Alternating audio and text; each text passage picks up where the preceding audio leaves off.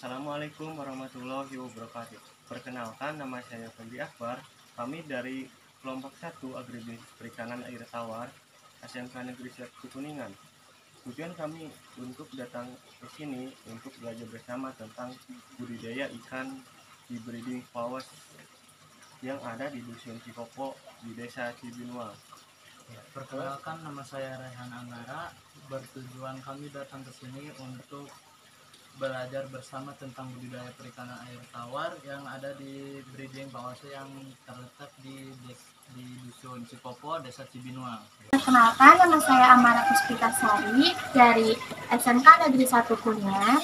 Tujuan kami di sini untuk belajar bersama tentang budidaya ikan di breeding Pawase yang ada di Dusun Cikopo, Desa Cibinua. Assalamualaikum warahmatullahi wabarakatuh. Perkenalkan, nama saya Fando Febian Amanullah. Saya akan belajar bersama tentang budidaya ikan di breeding Pawase yang ada di Dusun Cikopo, Desa Cibinua. Terus lanjut. Assalamualaikum warahmatullahi wabarakatuh. Perkenalkan, nama saya Liat.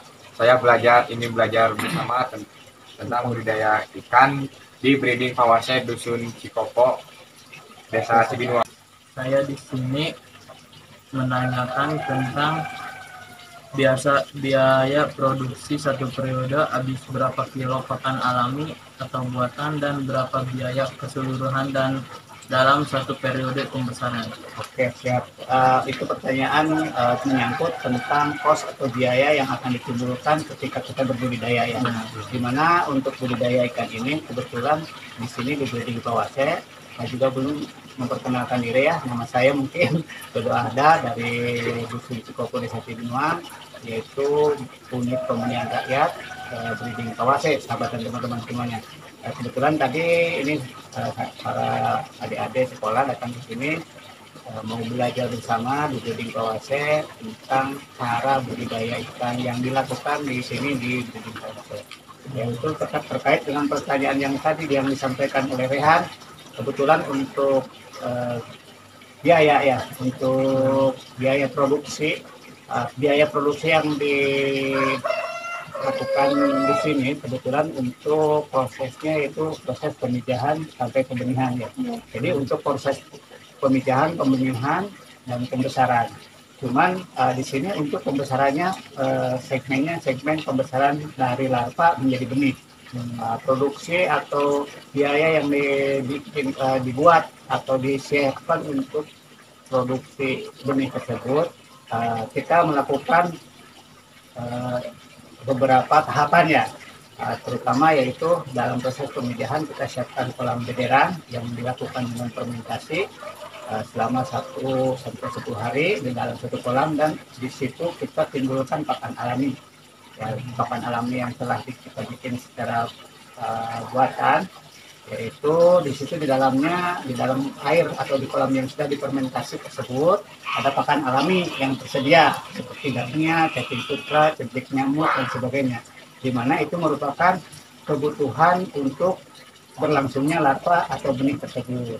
Jadi tidak bisa dikalkulasikan berapa kilo-kilonya, yang jelas kita di dalam segmen pemisahan benih ini yaitu secara alami seperti tadi ya, menyediakan pakan alami yang kita buat dari berbagai campuran, di antaranya yaitu di dalam fermentasi itu ada pupuk kandang, pupuk garam ya, terus juga di situ kita kasih juga kapur bolomi. Jadi dari proses pakan yang kita gunakan secara pakan alami ini itu bisa dikalkulasikan dalam satu periode pemijahan ya. Nah, untuk kalkulasi pakan yang kita siapkan, selain dari pakan alami juga kita menggunakan pakan buatan. Nah, pakan buatan ini seperti apa? Coba lihat. Kebetulan di sini juga tetap melakukan pemberian pakan alami, pakan buatan kita di pelet ya.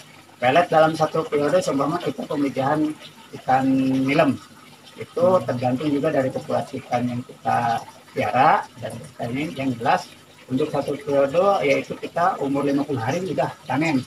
Itu dalam satu kurun waktu satu pijahan itu bisa mencapai 3 sampai 4 karung Ya, dalam karung itu tersebut kebetulan kita menggunakan pakan serbuk yang isinya satu karung itu cuma 10 kilo. Jadi semuanya total dari periode pemijahan jadi larva sampai jadi benih umur 50 hari itu kita membutuhkan pakan sebanyak 30 kilo makan powder tepung ya. Itu. Oke, ada lagi yang pertanyaan yang lain? Ada. Ya, siap. Manajemen pakan seperti apa, Bapak?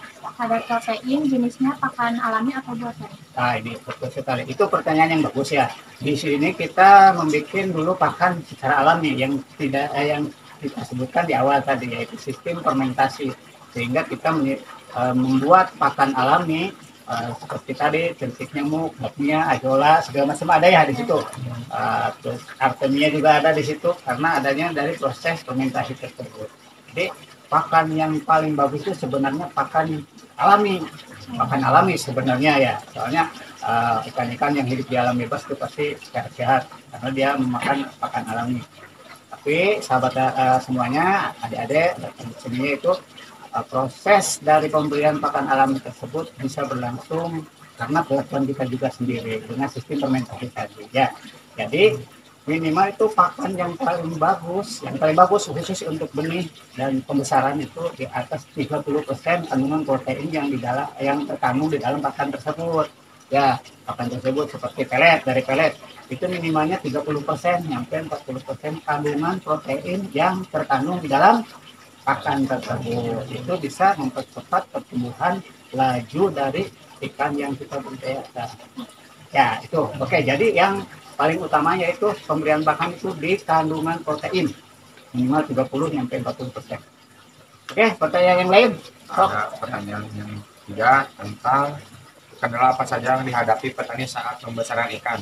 Ya, paling utama yaitu di dalam konteks pembesaran ini ya pasti banyak masalah ya. Masalah yang kita lakukan di lapangan pasti terjadi di luar nalar kita ya. Seperti kematian, itu kan kematian kita pelihara ikan pasti ada yang mati, pasti yaitu kendala yang utama itu kematian. Faktor dari kematian tersebut juga tergantung dari perlakuan kita ketika kita berbudidaya, yaitu dari faktor penyakit, dari faktor kolam, dari faktor pakan itu sangat berpengaruh tinggi ya di situ.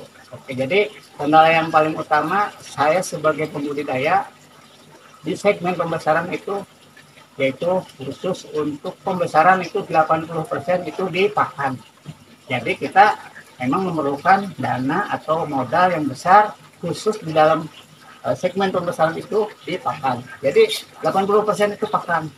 Kalau untuk nilai benih mungkin bisa dikalkulasikan ya, tapi di dalam proses pembesaran ini memerlukan pakan yang harus dibeli. Nah, jadi kendala yang utama para petani yang dialami di lapangan yaitu karena faktor modal juga itu modal untuk proses pembesaran ya terutama karena si pakan itu harus dibeli kan, benar tak? Nah, jadi harus dibeli dari toko atau dari pabrik.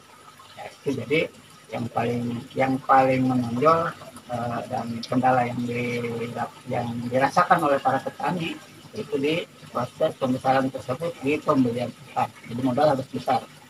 Oke, ada lagi pertanyaan yang lain? Komposisi yang ada di dalam pakan buatan dan alami apa saja? Ya itu oke. Ya untuk pakan alami tadi kita udah sebutkannya di situ banyak sekali mengandung protein. Itu mah contohnya cacing sutra, itu kan pakan alami. Pakan yang paling bagus untuk ikan di saat dari larva sampai benih sampai pembesaran itu yaitu dari cacing sutra. Contohnya ikan gurami, lele lokal, lele dumbo dan sebagainya itu pasti dari awal kita asuh dengan pakan alami yang tadi disebutkan dengan cacing sutra itu. Jadi kandungan protein cacing sutra itu lewat semua dari pakan yang buatan. Jadi paling bagus. Pokoknya kalau kita masih benih atau larva atau pembesaran tersebut menggunakan cacing sutra itu pertumbuhan lebih cepat karena kandungan proteinnya lebih tinggi dari pakan buatan. Oke, apalagi sok. Oke, tadi yang disebutkan juga pakan buatan ya. Pakan buatan tersebut juga minimal kandungan protein itu minimalnya 30%. 30%. Di situ juga kan ada di barcode tertulis tertera kandungan proteinnya sekian persen, kandungan lemak sekian persen, bahan karbohidratnya sekian persen, kandungan zat air di dalam pakan tersebut sekian persen. Ya ada di barcode ya. Yang jelas mah kita lihat itu ketika kita beli pakan untuk ikan yang mau kita budidayakan, dilihatnya dari kandungan protein ya, kandungan protein dan karbohidrat atau serat itu sangat menunjang untuk laju pertumbuhan terhadap ikan yang kita budidayakan. Oke, pertanyaan lagi yang lain sok. Izin bertanya yang tadi tentang pakannya, kalau pakan suka yang beli merek apa aja yang bagusnya? Ya, untuk merek kita nggak bisa sebutkan karena kita juga bukan promo di sini ya. Yang jelas mah kita lihat di barcode ya. Kalau kita sebutkan salah satu merek nanti kita disebutnya promo ya, enak juga ya. Yang jelas mah ketika kita beli pakan tersebut dilihat di barcode, di situ ada terlihat kandungan protein sekian persen, lemak sekian persen, serat sekian persen, itu ada di situ. Yang jelas kita yang dibutuhkan itu kandungan protein minimal itu 30%, itu yang bagus. Cuman mungkin harganya juga lumayan ya, lumayan deh. Menurut kita sebagai pembudidaya, sebagai petani ya agak mahal lah untuk hak sekarang kayak dulu. Tapi yang diprioritaskan saya di sini adik-adik semuanya, kebetulan di segmen saya di sini dari proses pemijahan, pendederan sampai menjadi benih. Jadi kita umur 50 hari dari proses pemijahan kita udah jual. Ya, seperti ikan tabak, ikan sepat, ikan burang juga, ikan lele, jelom dan sebagainya. Kebetulan di sini berbagai jenis ikan kita pijahkan. Oke. Sok pertanyaan lagi yang lain di lain kontak itu boleh bebas. Apa yang terjadi kalau misalnya kan tadi katanya protein harus di 30 sampai 40%. Iya, betul. Nah, kalau misalnya kurang dari 30% atau lebih dari itu, apa yang akan terjadi? Ya, yang jelas ini bagus pertanyaannya. Itu di dalam kandungan protein minimal itu 30% itu karena sebagai faktor penunjang untuk laju pertumbuhan ikan tersebut.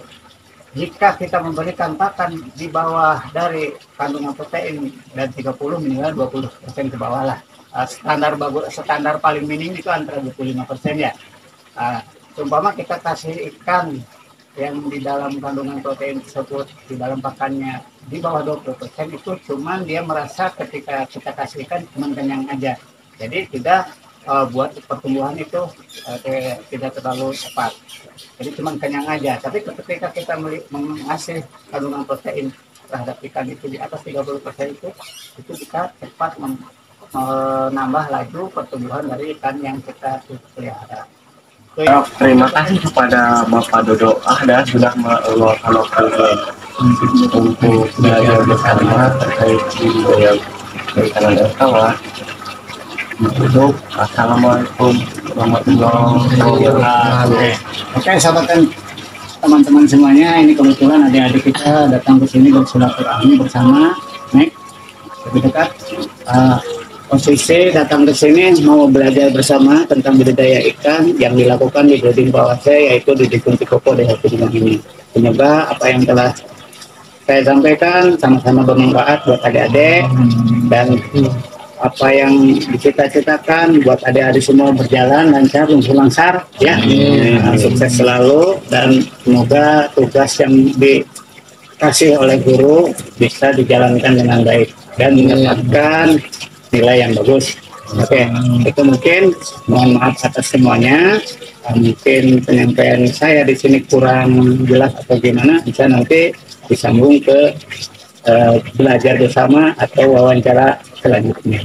Oke, itu sahabat dan teman-teman semuanya, semoga bermanfaat. Kedatangan saya Siswi datang ke sini sangat-sangat belajar sahabat dan teman-teman. Jadi intinya kita opening bebas, melontarkan berbagai macam pertanyaan tentang ruang lingkup budidaya ikan yang dilakukan di Broding Pawase ini. Terima kasih, semoga bermanfaat. Bila taufiq wal hidayah. Wassalamualaikum warahmatullahi wabarakatuh. Salam budidaya perikanan. PKPK.